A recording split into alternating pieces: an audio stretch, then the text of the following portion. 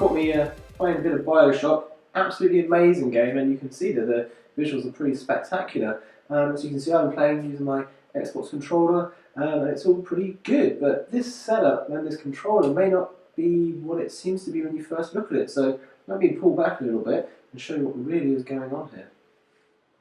Let me scout ahead and see if there's some way to move forward. So before we move forward, let me show you what's actually going on here. You may have noticed that we've got this down the front here. Now, what this actually is my 15-inch Retina MacBook Pro. I've done a video on it previously, which I'll put in the description so you can have a look and see what I think about it. But I've realised recently that it's a lot more powerful than I first thought. I've recently put Windows onto it. I used Boot Camp to do so because virtualising it in something like Parallels will actually use a lot of system resources anyway, so Boot Camp will keep a lot of the power to itself.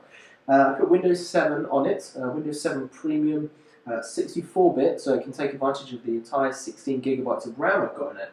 And I decided to put Steam on it and purchase some games through it, and I've come to realise that it's actually a pretty decent gaming machine. Now you may be wondering, okay, so how am I using the Xbox controller? And that's very, very easy, because Windows and a lot of Windows games, such as Steam games, are fully supported for the Xbox 360 controller because they're games for Windows, as they're called. Now, to make this work with the standard wireless controller, so you don't have to go out and purchase the special USB Xbox controller, all you need to do is simply purchase this little USB dongle. Now, it may say Xbox on here, and it may have the sticker on the back. It all looks very, very nice, but it isn't actually the official one. I got it off Amazon for about £10. And it plugs in just simply via USB to the Mac, and it pretty much works seamlessly. It allows me to use my standard wireless Xbox controller, which means I can plug my Mac into my TV using HDMI, and I can play amazing games on the TV screen, and they look absolutely fantastic. Now, of course, on the screen on the Retina as well, I'm not really going to be able to take advantage of the full resolution of it because it is so high, and most games with this specification of machine won't run very well.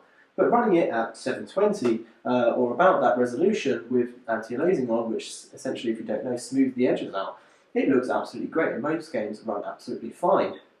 The only caveat at the moment is that Apple have yet to release the official driver support for the graphics card in the 15-inch Retina. So you have to go to the NVIDIA website, which I'll put in the link in the description as well, and where you can download manually the driver that supports this graphics card and makes it run in Windows properly. The downside to this, though, is that some games, because of this driver lack of support, are not going to run brilliantly. Case in point, I'm running Bioshock here, and I'm running it at 720, and if I go into the settings here, I'm running it at 720 with the preset of high, and it runs, as you can pretty much see, at a steady 60 frames per second, down to 50, and maybe sometimes at 40. And another game, Grand Theft Auto 4, which is a relatively old game, surprisingly enough, really struggles. I can run it at 720, but I almost have to have everything on low or medium, and it only squeezes out about 30 frames a second. I pretty much suspect this is down to the driver or lack of driver support for the machine, and I hope they're going to release a proper driver for it to make all games run very smoothly. But as you can see, this setup allows you to play amazing games on your Mac running Windows, running the Xbox controller on a nice big screen. I'll put all the links in the description where you can get the driver support for the graphics card. I'll also put a link to the original video for my 15-inch MacBook Pro Retina review.